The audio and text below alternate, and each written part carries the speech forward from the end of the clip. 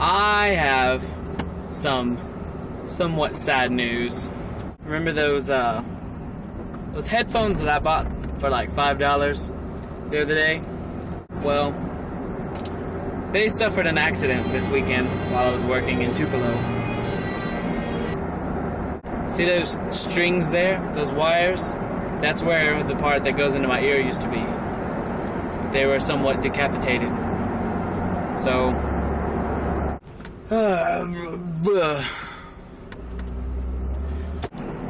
I got a nice new pair of shades. Working for textbook brokers. Gave me a free pair of shades. Yeah. What you think? I want to share something.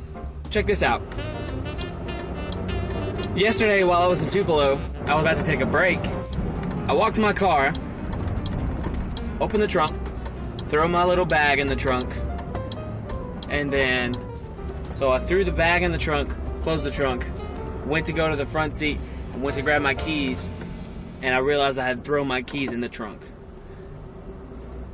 And my car's dumb and doesn't have a trunk pop button on the inside of the car. The car was unlocked, but I cannot get into my trunk without the keys at all. There are 3 different ways to get in my trunk, and I can't do any of them without the keys. I closed my keys in the trunk, and I honestly did not want to take the hard way. The easy way would have been to call a locksmith, and I could have very well done that, but I did not want to do that because I didn't want to have to pay a locksmith, because I think it's ridiculous, because they charge too much money to just come. I think some guy told me it'd be like $25, but I still don't want to spend $25 to come get some guy to unlock my keys. But anyway, so I was like, I let a couple words slip that I'm not proud of. And some guy heard me, he came over and he offered to help. I was gracious of that. And he actually ended up not helping me directly, but just the fact that he was trying to help me it meant a lot to me. So I was pulling on the seat, because my seat doesn't lay down like some cars do. Mine is just attached, but I detached it. I yanked and yanked and yanked and yanked, and while that guy was looking for a clothes hanger that we could like use to we peeled the seat back enough to where you could see into the trunk. We were going to get the clothes hanger and maybe pull the trunk latch from on the inside.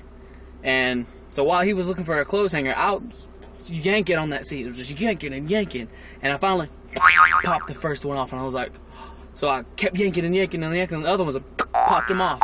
So I peeled back all but maybe the last 1 or 2, and I peeled the seat back, and I climbed through the trunk and pulled the latch.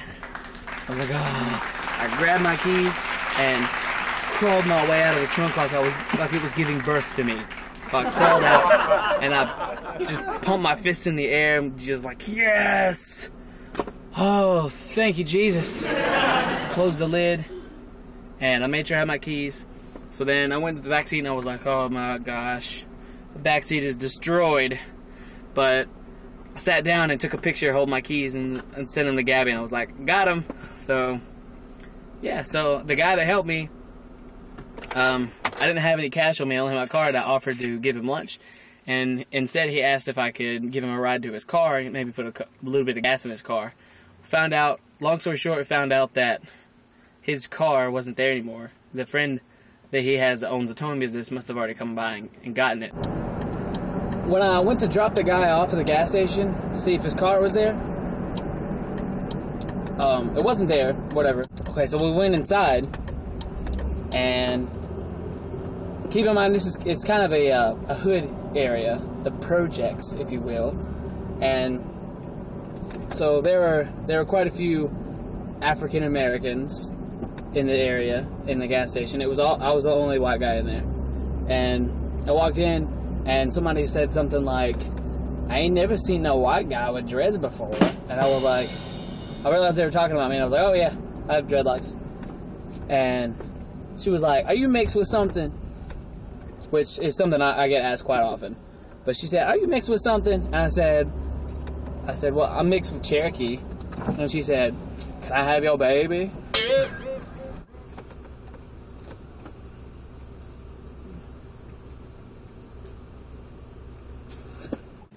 But so I bought it. I tried to buy him some food. I kept insisting. I was like, "Come on, let me buy something to eat." And he said, "No, I'll just get something at the house."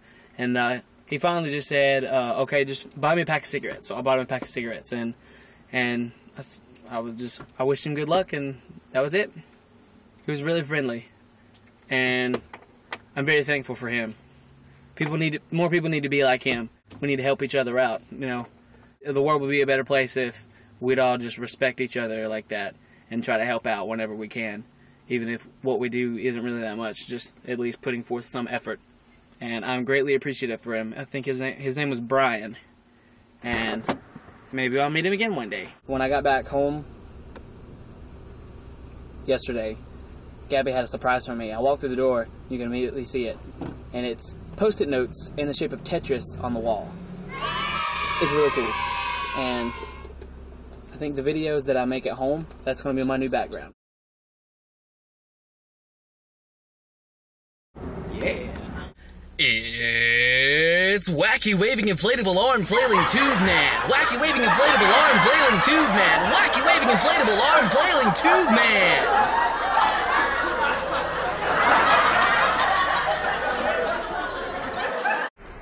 I think school just let out. It's hard to pull up. Oh, I got a hole! I got a hole! I'm taking it! Take it! This is so anticlimactic. Oh, I think I'm at a new town. Found a new perfect place to mount my phone to record car videos. Ah, squirrel! Where'd the squirrel go? Everything in the world, so it is okay.